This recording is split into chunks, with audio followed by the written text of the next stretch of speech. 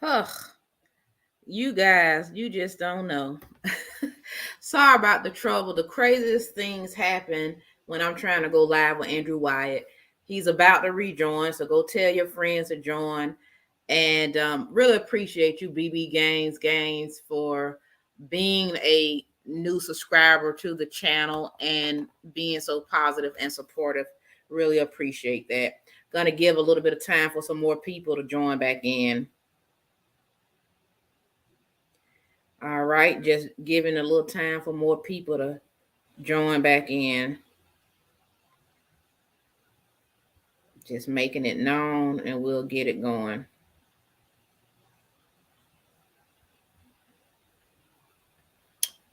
Just trying to send out the notices.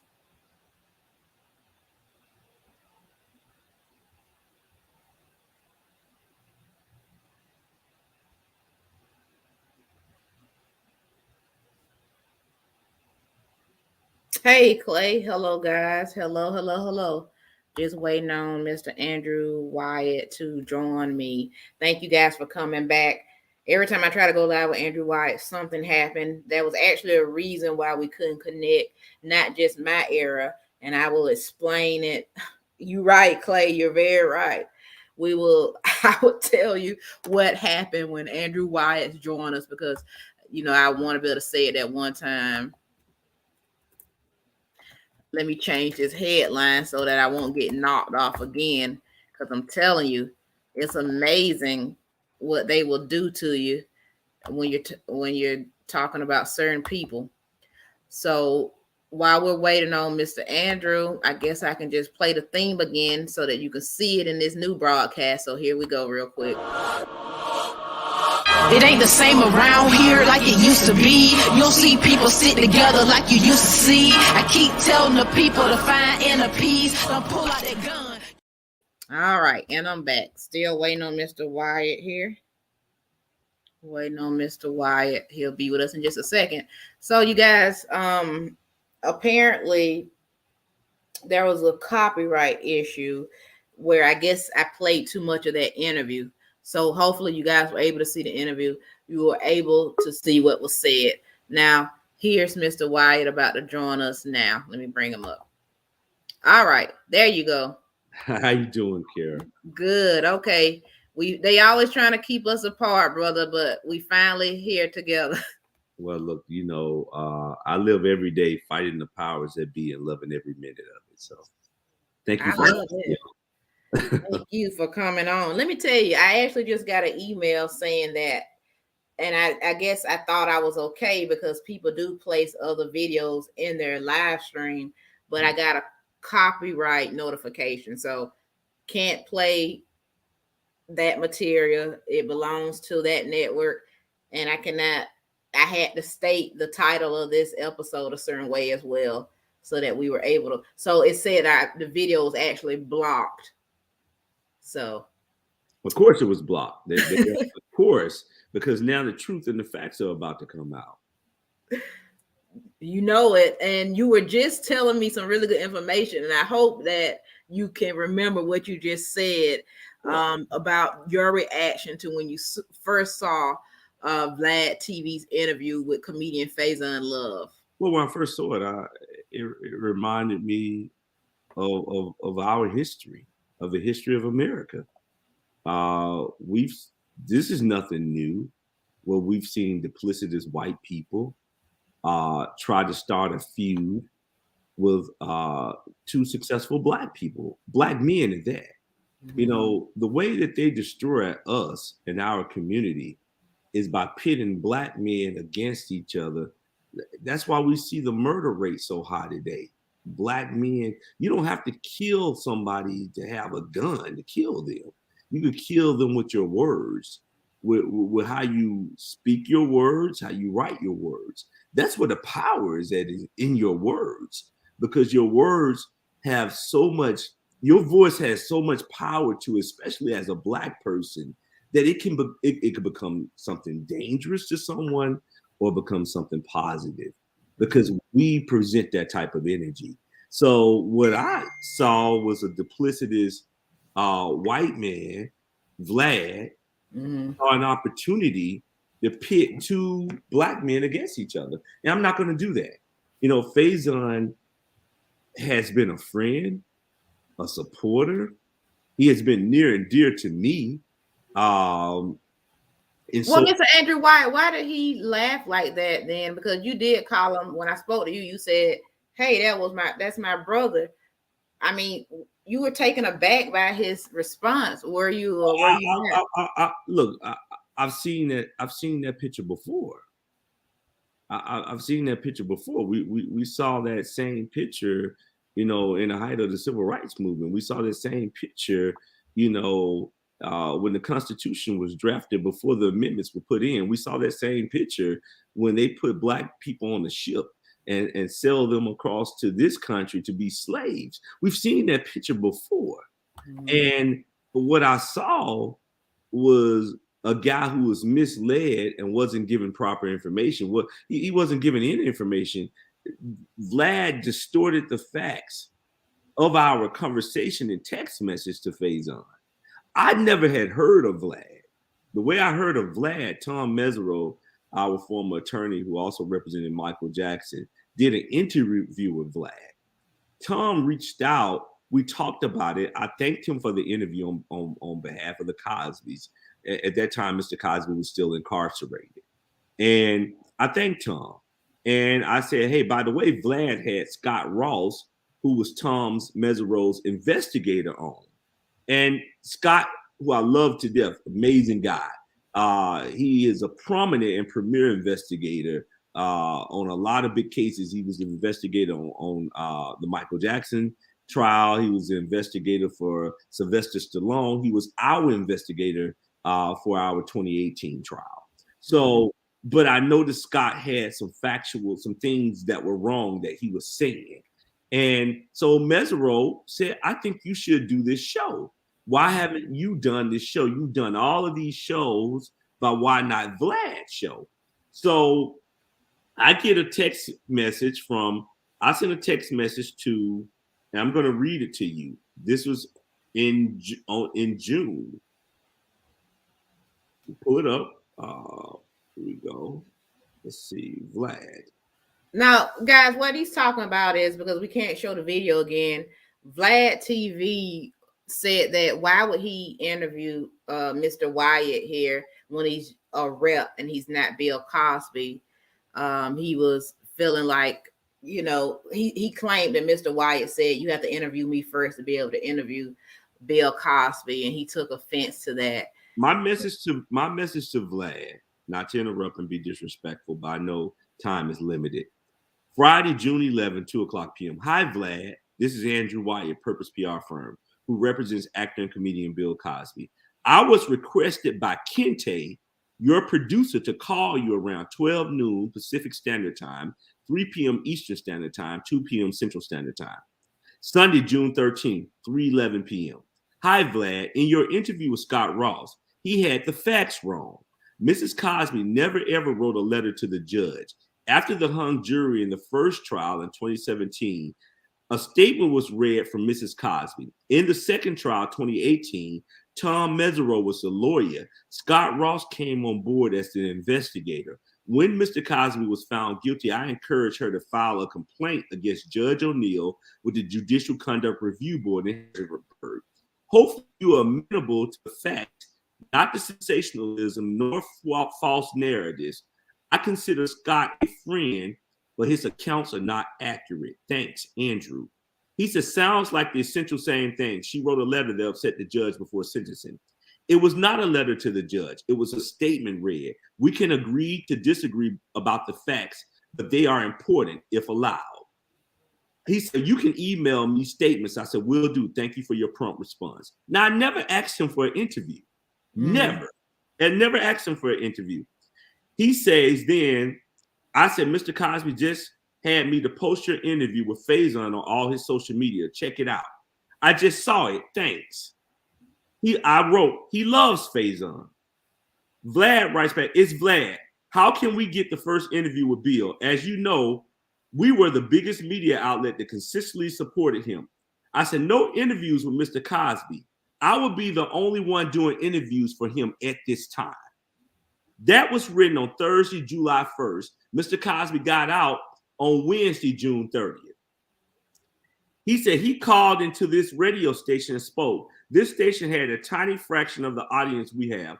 We can work out the questions ahead of time, and we can review the footage before it's released. This can be more of a celebration of his career than the focus on his case. I said, Vlad, he's not going to consider unless I clear the way for him first.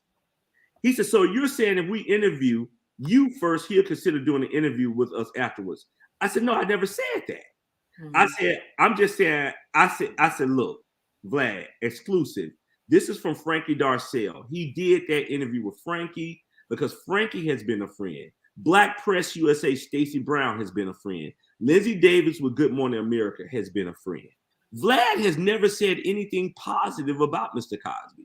Furthermore, Vlad, I had never heard of it. The only close to A-list celebrities he's ever had on his show is probably Fazion. That's why he has him on so much to get the ratings. He has Fazion on more than anybody that I know. Lil Bootsy, and he has Sinbad on. As far as I know, that's it. Vlad has never done any big interviews. I've never seen Will Smith go to his show.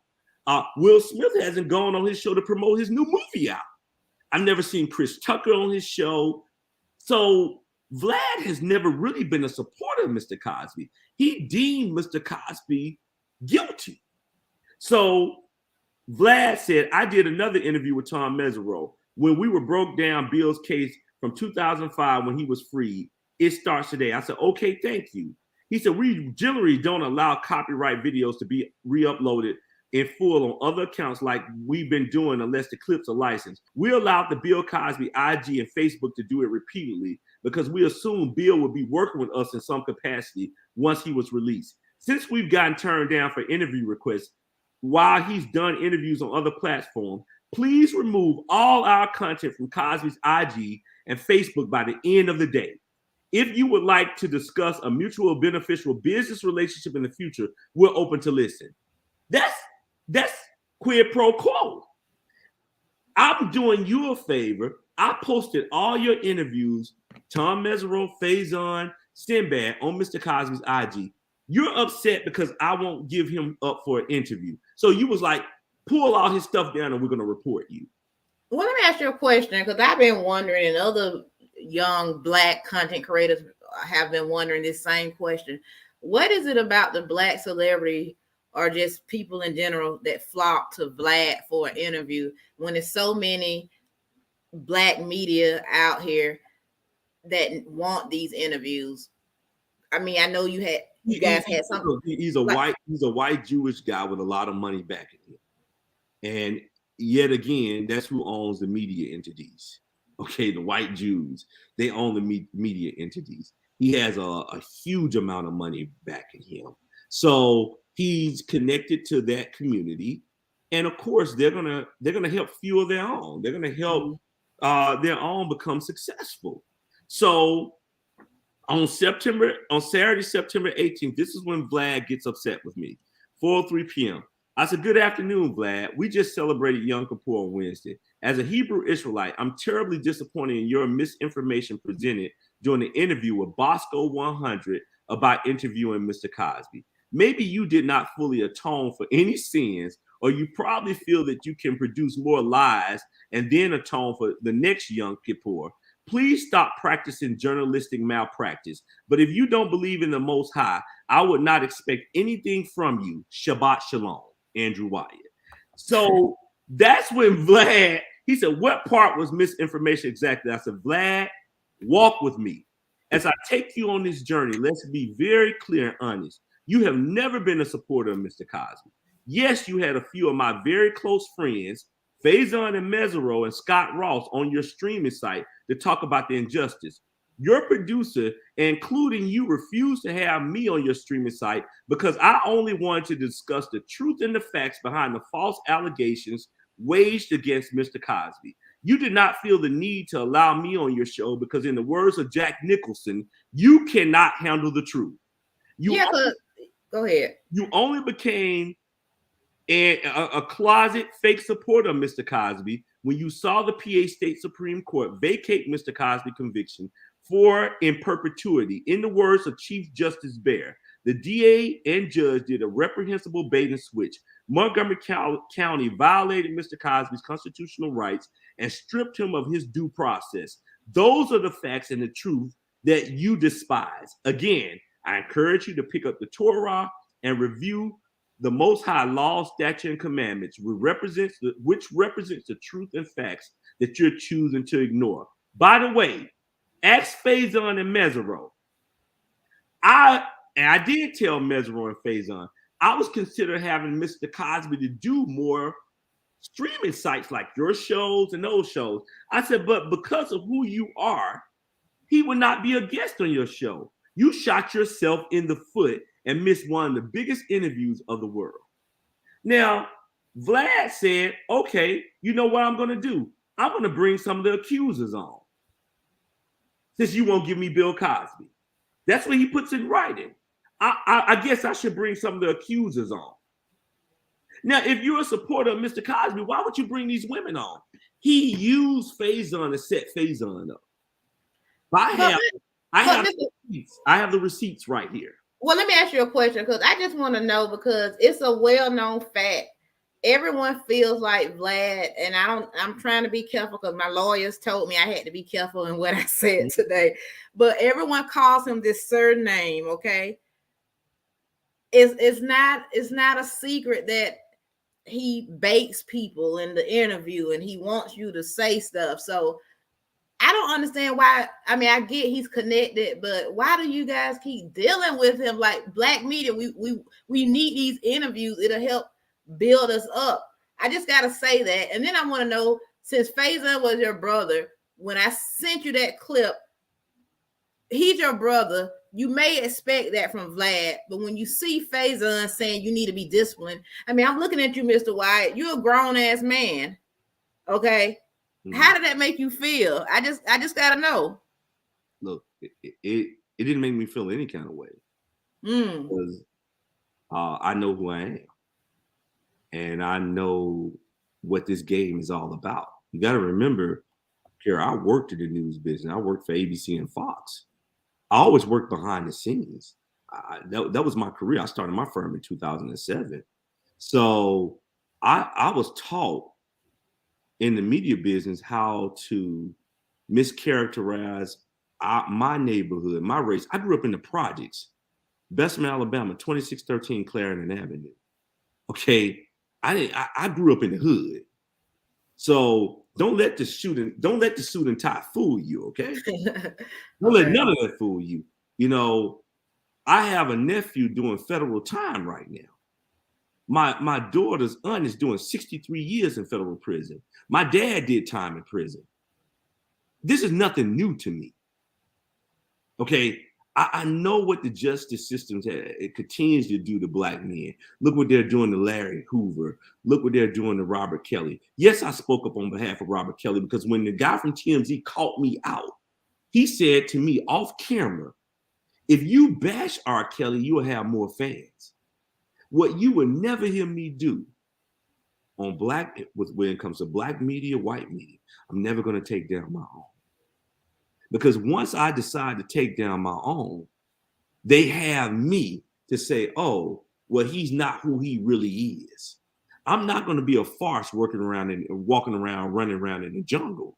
Well, let me ask you a question on that, R.Kelly, because I saw when something was posted, I believe, to Mr. Bill Cosby's Instagram, and you caught some flack for that, and it was concerning R.Kelly. And a lot of people said, why would Andrew Wyatt do that? Because people are going to think Bill Cosby is co-signing R.Kelly, and it's not a good look. Well, look, first off, he was railroaded, and I'm going to stand by that. And the reason why I say he was railroaded, anytime you take a RICO law that was passed by Congress in 1970 for crime mob families, it was not created to go after men for sexual assault or sex trafficking.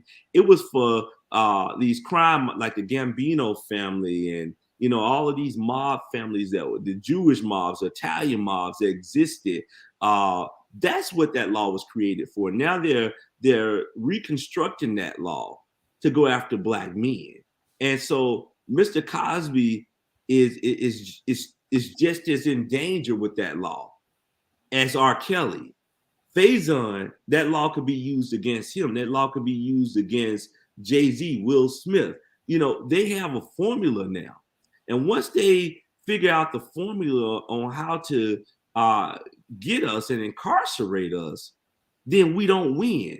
They figured out the formula with Bill Cosby. Bill Cosby became the litmus test. Once they were able to get Bill Cosby convicted and sentence him to 3 to 10 years in state prison with no evidence of proof, now no black man is safe in America. See, Vlad is part of those media insurrectionists. He's a part of that same game. But you're forced to go to him because he could also help you get some work within the entertainment field because he's a part of that Jewish society. Not saying all Jews are bad, but they control the entertainment industry. And that's the only way you're going to be able to work. Well, Mr.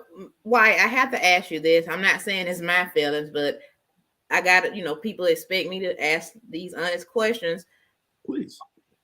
Are you clout chasing? Do you want to be famous?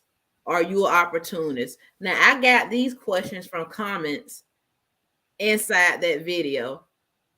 Oh, no, I've never been. Look, I've always been behind the scenes on every.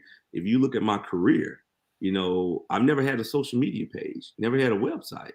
Mm-hmm. I think if that says a lot about who and what I am and my character. I did not want to be out front. Mr. Cosby and Mrs. Cosby asked for me to be out front. If you look from 2014 up until 16, I was always behind the scenes sending out statements. Go and Google that stuff. You'll see all my statements written. I've never been the guy chasing a meal ticket out here. This is what I do for a living. Unfortunately, they know how to use our own people to sabotage another black man's reputation. People reached out to me and said, "Look, Steve Harvey just bashed you and Ricky Smiley." Well, those are my fraternity brothers. We're member of the Psi Phi fraternity. Our motto is friendship is essential to the soul. Mm-hmm. At the end of the day, Steve Harvey was the same guy that told Monique, the comedian, forget your ethics and integrity. It's about the money. But I'm not going to lose sight of who and what I am. And I don't let people bashing me and those people out here slamming me because it's only a handful, okay? It's when the media picks it up and they fuel it to make it bigger. It's just like social media is comprised with people who just throw the rock and hide their hand. I've never been one for that. So if I was clout chasing or I wanted any fame, or I'm the one that walked Bill Cosby out of prison. His attorneys didn't know he was getting out. Mr. and Mrs. Cosby didn't know he was getting out. I was the only one that was informed by an informant of mine, where I got out there and worked the streets and generated the relationships to cultivate relationships, because people think that,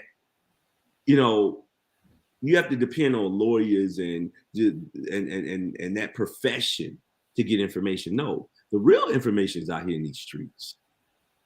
And I treat people with that type of ethics and with those type of ethics and dignity. And they trust me, but I don't need to clout chase. I'm not looking for that. I drive a Kia Soul. So, I'm not out here stunned. I'm not out here trying to be loud. Yet again, I see somebody like Vlad. He's no different than the white man who hung many black men from that tree in the 60s to 70s and continue to do it. They just do it in a different way now. They do it with a few bad law enforcement officers. They do it by putting certain people in certain political positions to reshape the laws to benefit them. Well, Mr. Wyatt, let me ask you this, and not to interrupt you, but I'm going to. since you said all that, I got to put you on the spot. I want to make sure that whenever he can, that I get an interview with Mr. Bill Cosby. I don't care if it's 5 minutes. Look, I kept my word to you. Our last interview, I told you, Mr. Cosby would sit down with Black media. Not only did I keep my word to you, if I remember correctly, because I think my memory is still good, I even called you on the phone with Mr. Cosby. Yeah, you did. And he spoke with you. Today I received a call from Stacey Brown, Black Press USA. He said, look, Dr. Benjamin Chavis, the CEO of Black Press USA, and who was also part of the Wilmington 10, People Do Your Homework. He was also the national president of the NAACP. They wanted to wish Mr. Cosby a happy holiday. And it was such a beautiful message when Mr. Cosby said, Stacey Brown and Dr. Chavis said, we just want to thank you, but we also want to thank Andrew, because Andrew deserves the credit to who did this. It was Andrew who kept your story out front. People would have forgotten about you. Andrew put the pressure. It wasn't the attorneys. The attorneys, we never heard from them. Andrew was your only visitor. So I say to those who say that, this word of discipline, that is discipline. When you stand behind another man that looks like you, that's the real discipline. That's true discipline. When you could stand behind someone and you could walk out and you put your career. I lost so many clients because of representing Bill Cosby. But I believed in him, okay?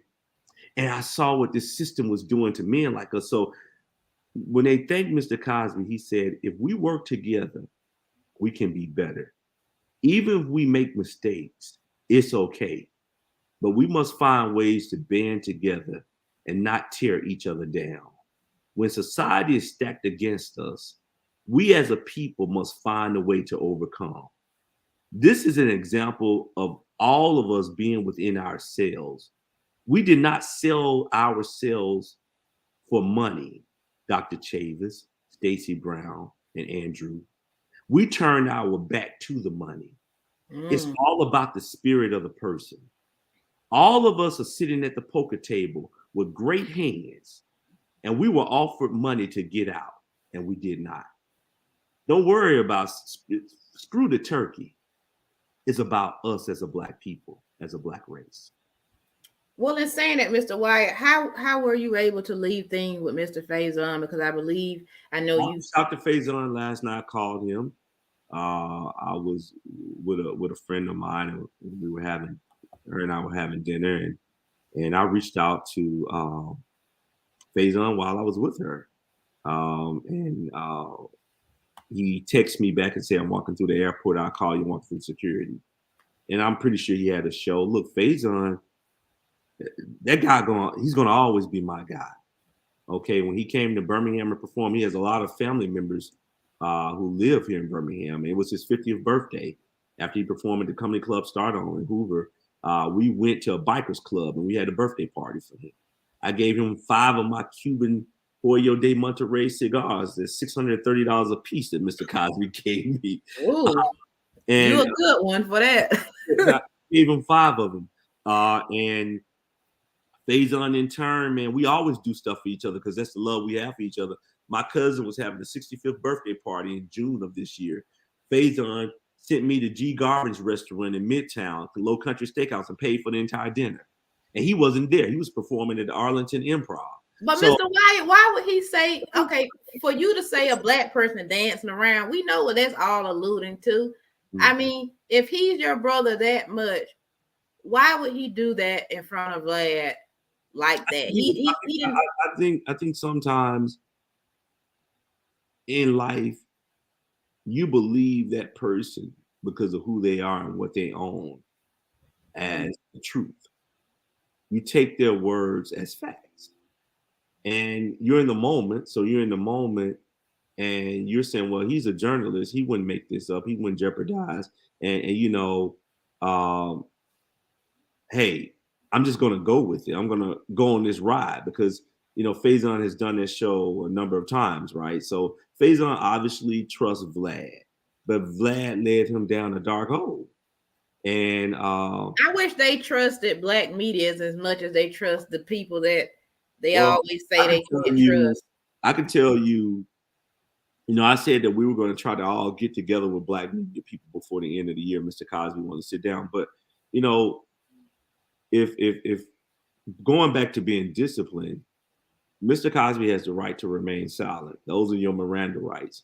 Right now, we have a civil suit in LA against us that we're doing discovery for right now. We have a young lady who the district attorney and Atlantic City Police Department terminated all charges against Mr. Cosby back in 2015, Lily Bernard, who's now filed a multi-million-dollar civil suit against him in New Jersey. So right now, he has to remain silent. I am his mouthpiece. That's why you see me out here. That's why you see me speaking. Mr. Cosby every day talks about, Andrew, this is not about me no more. It's your turn.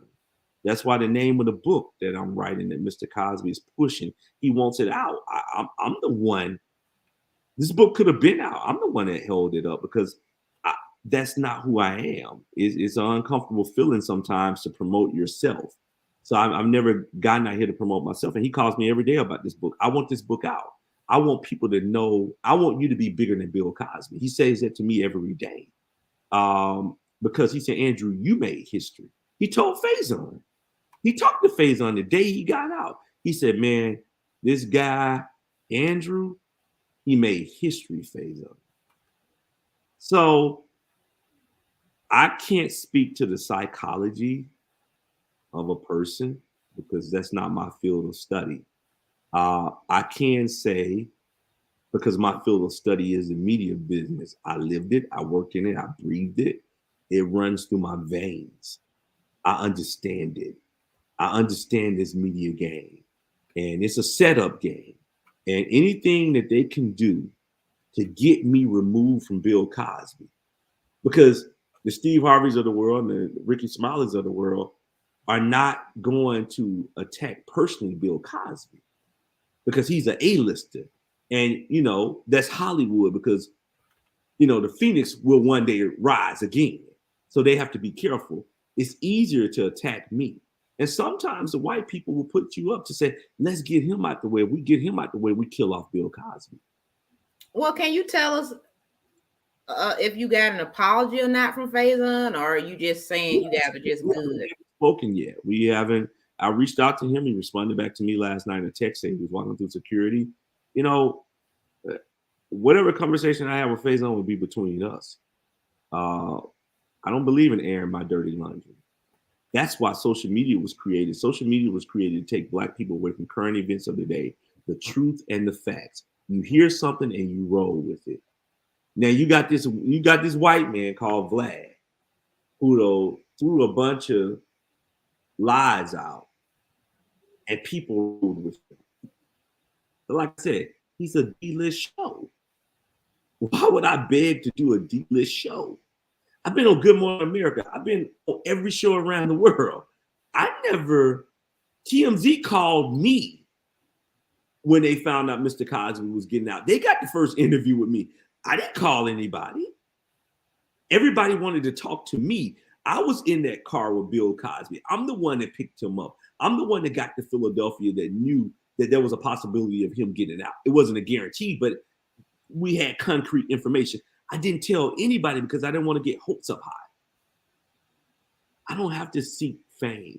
God has what he has in store for me.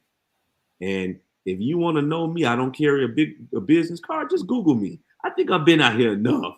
I'm not searching for it. Just Google me. So like somebody just wrote, tell Vlad to drop the receipt. So those text messages, he won't do it. He's not going to do it. Because you'll see what I said to him. And I just read you verbatim. So I couldn't read like that and make it up. Okay. Well, I just want to tell people though, black media is here. And, I've tried to reach out to some guests who were like, are you CBS? Are you NBC? And I'm like, no. and they're like, well, I don't want to talk to you. And these are people that put up the Black Power fist on their page and the green, red, and black. And it's like, okay, then you have to start somewhere. You got to understand their program. Okay, those people are programmed. They're controlled by agents, publicists. Yeah, I'm not talking about any agencies. I'm talking about the mega agencies like William Morris, CAA, and they tell those people all the time, well, that's bad. Black media is bad for business. You only go to black media when you get in trouble. But let me say this, Mr. Wyatt. They can be told that, but this person I spoke to one-on-one, and this is a top model, not necessarily the top model now, but he's like one of the only big black top models. You can guess who it is if you want. I won't be calling any names. It's sometimes not what's said, it's how it's said. And black people will say they're for black people, but they will talk to somebody, a smaller entity, a smaller media, talk to us in a rough way. But in the white media, they'll talk to them nice. Okay, you don't have to want to do our media, but respect us in the same way, because just like we had to start off somewhere, you guys have to start off somewhere. And I'm just saying you, not necessarily you, but you guys. So I just want to put that out there, because I have to be truthful and I have to say that, because so many folks behind the scenes, they're really not for, like you said, dealing with black people, but yet black people are their audience.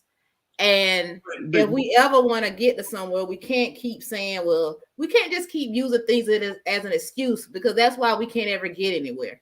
And that's why people who don't have as much wealth are always saying, well, why won't these people that's up here ever get together and do anything? It's because they still taking orders from somebody else. But that's the very reason, Kera, why those people are not different, because they refuse to go deep. You know, they're all the same. You know, that's just Hollywood. You know, and when they're on top and everything is good, you know, they forget who they are. They forget their blackness. They look at themselves in the mirror. They don't see that black person anymore. They say, well, hey, I have arrived, you know, and I go back to what Steve said to Monique. Forget your integrity. You know, it's about the money. No, you never put your integrity to the side. You never put your ethics to the side, because that's your legacy. You know, when you give up your ethics and integrity, that's your legacy. But I think one day it will happen. That's why, you know, I believe in black media. I would say it wasn't white media that got behind Bill Cosby's story. It was black media like your show and Boyce Watkins and all these Black Press USA. But that's my point, Mr. Wyatt. We want the interviews before the crisis. But we just saying, consider us. If you look at the history of the beginning of the entertainment business, go back and what people have to do when you get into this business, it's like, I love what Michael Jordan always said. He said, man, I studied the history of basketball. That's how I became successful. Okay, I studied the history of the media business of crisis management, because it didn't exist. Okay, crisis management didn't exist. I feel like I wrote that book. Okay? I'm going to give myself my props. I don't need nobody else to hype me. I'm my own hype man. Okay. So I wrote that book, and I got that formula because no one had ever seen it before. No one. Bill Cosby was the first one to go through it. Okay, so now the formula and the script has been written, and I got it. But if you go back into the 60s, height of the civil rights movement, before the 60s, when blacks could not get nothing but maid roles or step and fetch it roles, they always ran the black media then, because they wanted to complain. Okay, but then when they started getting prominent roles, okay, I don't have no reason for complaint now. Okay, they conceded you know, Right. and then they walk away from it. That's the history of us. Look, we are strange people, man. Look, Moses delivered us from the promised land, and we still didn't believe him. You know, we didn't believe in nothing. So we are strange people. We're on a strange land, and I think it will get better. And I think when the time is right, and Bill Cosby sits down on a show like yours, Boyce Walking, or my vision is for him to be in a room where all of these black people and everybody has their platform going all at the same time, and everybody's going around the room asking questions, kind of like a White House correspondent room, but we're going to call it the Black House Bill Cosby correspondent room. And then you won't have to hear from Andrew Wyatt. Well, I didn't have a problem hearing from Andrew Wyatt. I just want to hear from Bill Cosby too. You will, and like I said, that's why I made him. Not made him. I asked him respectfully when he get on the phone and say hello to you. I appreciate you, brother, so much for taking the time to speak to me. You know, nothing but love here. Thank you for answering even the tough questions. I appreciate that. I just want to tell people, when you worship and idolize things like money, that's the devil. Okay, that becomes idol worshiping. So you have to keep that in mind, because then things start to get confusing. Mr. Wyatt, are there any final words for you? Hey, happy Turkey Day, whatever you guys want to call it, Thanksgiving, whatever. Happy Thanksgiving to you, your families, and thank you for your support. Continue to support Bill Cosby. Continue to listen to the truth and facts. My only objective is to put out what media won't put out, you know, because he can't say it. And of course, Fazion said, well, Mr. Cosby want to call you, he'll call you. No, he never calls anybody to do an interview. He's going to call me, and he's going to say, Andrew, what do you think about this? You know, what do you think about this interview? And I'm the final decision maker next to Mrs. Cosby. You know, we get on the phone and we talk about it, and she immediately say, no, let Mr. Wyatt do the interviews.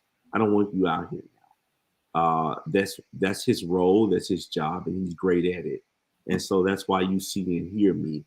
I cannot take Bill Cosby's light away. He's Bill Cosby. He's a global icon. Okay, there's no way I can take anything away from Bill Cosby. He has just been gracious enough. God made him gracious enough to afford me an opportunity to represent him, and it's been a pleasure and honor, and I will keep doing it to the best of my ability. Nobody's perfect. We might not always get it right, Kera, but our role is to try to get it right. Yes, the docuseries is still happening for Clay Stevenson, but hey, we're a work in progress, and that's what it's all about. And the key and operative word is progress. We got to keep progressing. We got to keep evolving. So thank you for having me on, and happy Thanksgiving to you and your family, and happy holidays to you if we don't speak. Thank you. And Mr. Andrew Wyatt, just one last thing, because this is an interview or one-on-one. I don't even think I asked you this, but is Mr. Bill Cosby holding up okay right now? I don't think I even asked you. How is he doing? He's doing great, man. He's spending Thanksgiving with his grandchildren, and Mrs. Cosby and the family's flying in to Massachusetts to spend Thanksgiving. And Christmas is around the corner, so they're getting geared up. They're putting Christmas lights up everywhere. He's home now, and you know, that wasn't done last year or the year before. He did 2 years and 10 months. So now, and we was in the midst of a trial, so we didn't have time to do. Nobody had time to celebrate anything. We didn't have time to celebrate Hanukkah. Nothing. We were so caught up. No holiday did we get a chance to celebrate. So, you know, we all now get to celebrate, and it's celebrating vindication. So that's the greatest gift from all. Vindication for Bill Cosby. I pray for vindication for R.Kelly.